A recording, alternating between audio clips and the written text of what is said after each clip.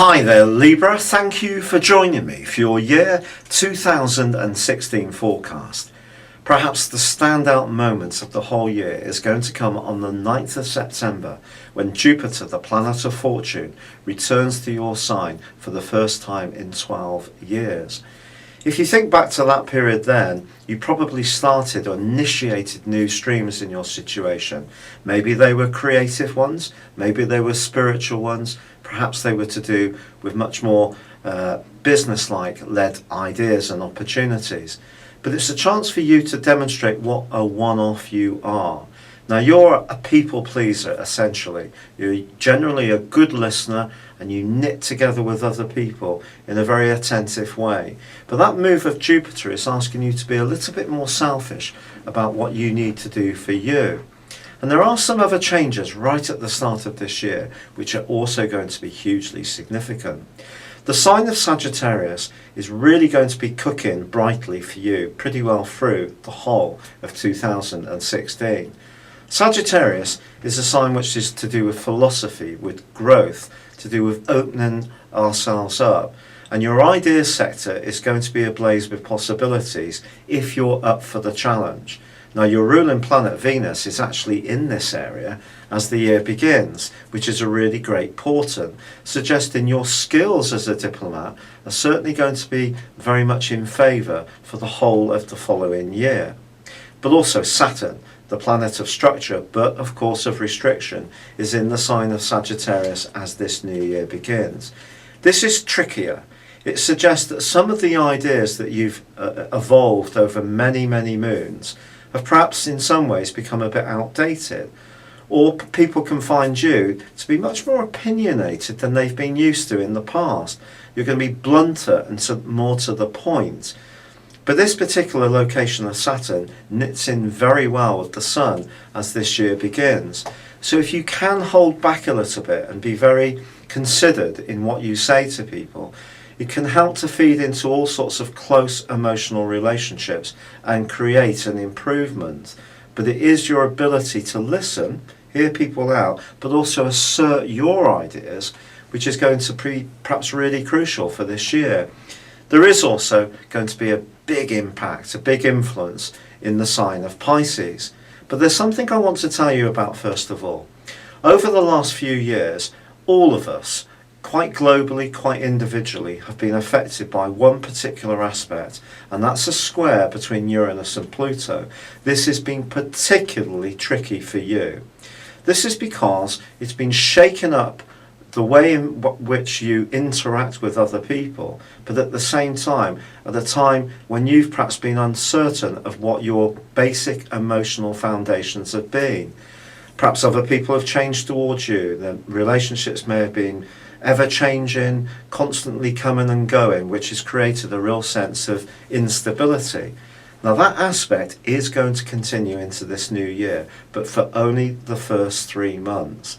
But there is a chance that something can still feel quite rocky in your world. It won't necessarily be quite as settled as you might like. But March is going to be a key month. And this is because there is going to be a solar eclipse in the sign of Pisces.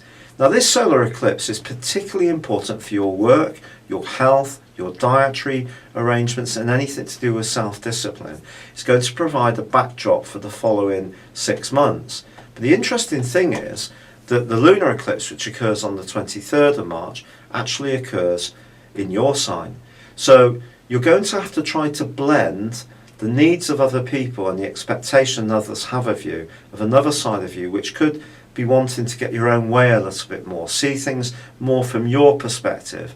But if you become too self-seeking and lack that sacrifice, that's going to dissipate some of the diplomatic gains that you may have created over the last few years. There's a juggling act to be found.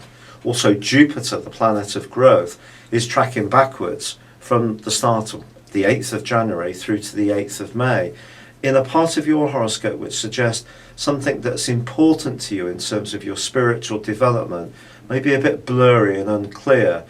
Don't if you do get into something in a big way, whether it's personal development, healing, any kind of traditional religion, it's important to embrace things, but also keep a little bit of detachment there as well. But the other thing that happens in March is that Mars hustles and bustles its way out of the sign of Sagittarius, where it may have given you a bit of a taste for money as the year began, and it moves into Sagittarius. So joining up with Saturn, and of course Venus was in this sector as the year began. So your words and your physical activity can also become incredibly important. But why I'm telling you about the transit of Mars this year is because Mars is actually going to be in Sagittarius for 5 long months. It's actually going to pan out over a 7-month period, and in June and July Mars is going to retract into your sector of resources. But communication, your ability to think on your feet and be persuasive and get your ideas across to other people, is going to be crucially important with this particular development. There is also, from the end of May through to October, a really testing and draining influence between Neptune and Saturn. And if you do a lot for other people, or you're someone who's very conscientious, always hearing that phone ringing and someone wanting to get hold of you, those kind of demands can be very depleting to you across that period of time. So if you are in a job or your lifestyle is a little bit out of kilter, you don't eat quite as nutritious a diet as you could do, that's going to be a time when you need to really clean up your act, or your energy could absolutely plummet, despite the fact that Mars is kind of saying to you, look, get fitter, be more active, move around more. There may be something that has to give. Now, when you get round to September, the great news is that Mars is actually very positive for you. It goes through a little bit of a clash with Saturn in August, suggesting there could be a row, there could be some tensions. Your nervous system could be a little bit run down in August. But in September, I think you can start to feel more liberated. There is a solar eclipse which occurs on the 1st, which can give you a hope that your financial picture is improving. And later on in the month, you're given a lunar eclipse in Pisces, which just reminds you to look after yourself. But I think the move of Jupiter into your sign on the 9th of September really is going to be a blessing. It will give you more get up and go, more determination to be more direct. And also Mars is going to be making its way through October, the sign of Capricorn. However, it does pass over Pluto. This could be a time when you achieve some kind of big aim, particularly around a property matter, but it could also lead to some kind of big quarrel that has an emotional dynamic to it, and it may be linked to your family. Just be conscious of that. But then in November and December, Mars is really emboldening you, it's making you more sociable, more cheerful, and Jupiter being in your own sign can see you leading from the front. So I do feel that you can end this year in quite a bubbly way, but as it comes to a close, your New Year's resolutions, I do think, are going to be very much to do with structure and some rather less sexy issues, but ones that are very important, because if those are out of kilter as the year comes to a close, you may actually be really quite weary. But on the whole, if you can choose your words carefully, learn new skills, impart ideas that you have, be very structured around your communication and measured in your approach, this can be a time of progress. You may even get a new vehicle in 2016, Libra. It's been a real pleasure being with you. Thank you for joining me. Good luck and goodbye for now.